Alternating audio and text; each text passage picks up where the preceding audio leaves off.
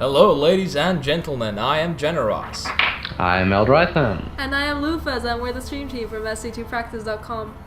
We're going to do a casting of the finals of the Belgian Starcraft Competition that was held the 10th of April 2011. We have a TVP with Tails as our Protoss. He's actually playing random, we guess, and spawned as Protoss in this game. He is a Diamonds level player, and then we have the Terran, Xionn, who is a Masters level player. Xionn is known for being quite defensive, but in the end crushing his opponent. We don't have that much information of Tails. Well, what we do know of Tails is that he likes unorthodox building placement. He places his pylon close to the Nexus, but not directly next to it, but with some space in between. I'm curious as to what reasoning is behind this, and I'm guessing none, because I don't know what the use in that is. You usually want to have it close so you can build a wall which can protect you against Hellions, but that does not block anything. On the other side we have the Terran with a more interesting supply depot that Janaros can elaborate on. Yeah, this is actually a supply depot placement that some pro players use, and especially one player I've seen use this a lot is TLO. Basically, if you put the supply depot this close to your mineral line, you actually get around 5 extra minerals because your CV doesn't have to run too far away. And if you're not planning on walling off, that is a decent placement. You can also lift that up later on and just make kind of a haphazard wall behind your refinery and in between there so that no drops are possible. And we already saw the first interesting piece of info here is that Xionn actually scouted some proxy locations really carefully.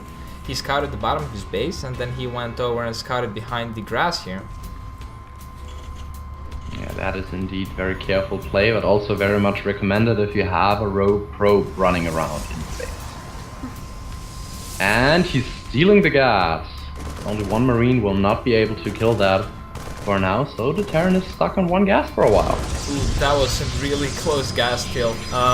He actually tried to put it down first, but it didn't place, and then just before the last hit from the Marine, actually the assimilator went down.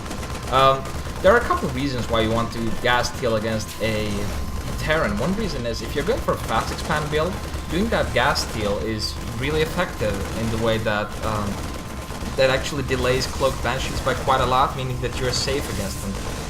And then, do you want to know another reason why it's good for Protoss to gas steal? Oh, do tell me, but Banshees is enough reason for me. Banshees are awful to play against. Well, take a look at the HP of the refinery. Now compare that to one of the assimilator.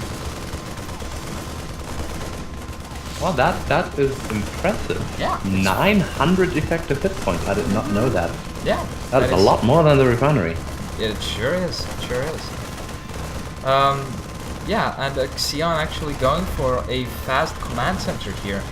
And he's also pumping out marauders, and he's getting a concussive shell, which is usually an indicator of healing the factory and an indicator of no banshee play to come. We actually have the first minor confrontation going.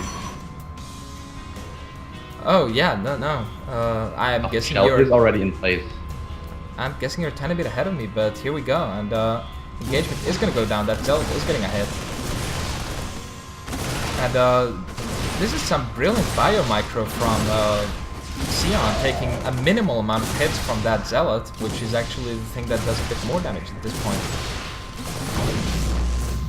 Handling that very well. Yeah, and Tails doing the smart thing and pulling the Stalker back before it gets killed.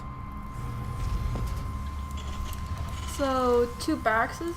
Yeah, 2 barracks going down, Xionn going up to a total of 3 barracks. This is quite a normal play. You get that first racks, make the command center, and after that add on a bit more barracks. And he's actually making a Reaper.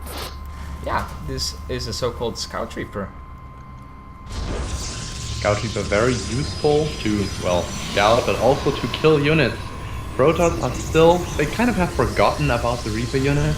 It used to be very prominent, but now every Protoss used to chrono boost out a Stalker right away to defend against those annoying Reapers, but barely anyone does that anymore, so the Reaper can be surprisingly effective. Yeah, indeed. On Protoss land, we have a 3-gate robo coming up. There is an observer out. No, there isn't. There is no observer out yet. There's an immortal coming out directly, which is the safer option. If there's a push coming, you want that immortal. And right now, Tails is lacking scouting information. All information he has is from the initial probe, and that didn't see much. He knows the Terran was in one gas for a while, he knows there was a barracks, but nothing beyond that. That is a very dangerous position to be in, and consequently he is sending out another probe to scout. Yeah. Personally, it's kind of like you should be safe enough if you're going 3-gate and then expand, especially if you're going 3-gate robo and then expand. But it's a problem if you're not expanding. Yeah, indeed. And right, here we go, Reaper having 2 kills, and Reaper feeling tired. Dying. Reaper dying, and those probes are afraid. They're just standing there with the army. Oh, now they're going back to mining. And yeah, I mean, I would almost accuse Tails and Xionn both of being a bit over-defensive at this point in time. Xionn having a bunker and 3 racks. I personally would have preferred this bunker to actually... That's the second bunker? Oh yeah, that's the second bunker going down. I would actually have preferred both of those bunkers to be in front of the natural. Yeah, and remember he has his command site. It's actually an orbital command inside his base there. And he's producing SCVs from both of them, which, well, I'd prefer to move that out of there. Well, I understand the reasoning though. The Reaper did see it was 3-gate robo, no expansion. That means he is expecting an attack right now. That explains the second barracks. That explains why he's not moving out his orbital command. But he's Xionn preparing for an attack, but that attack is not coming for now. Yeah, the scouting probe saw the have... bunkers, so he knows his opponent is prepared. This is kind of a stalemate situation. Yeah. He should have map control. And in all honesty, as a Terran, I would much more prefer to be fighting in front of the natural and not inside my base. Of course, those bunkers give you extra protection, but at the same time, those 2 bunkers can just as well be built in front of the natural. And now Tails actually scouting what's going on in Xionn's base, and Xionn actually using a very brave Marine here to scout what Tails is doing. And he notices that there is still no expansion, but if he just takes this Xel'Naga tower, he's going to be able to tell when that attack would be coming, and expanding at this point would be perfectly safe. Yeah, the ideal thing to do is keep sight of the opponent's ramp, or at least the Xel'Naga tower, expand that meantime, and salvage the bunkers and place them at the natural. That way we are still safe, you still have the bunkers, but you also have that expo up already. It is now over 10 minutes into the game, and neither player has an expansion running. That is incredibly late, especially considering no attack has happened yet. The first Colossus is even out. Yeah, and here's one thing that I would like to point out. Xionn is pumping out like double medivacs from a reactor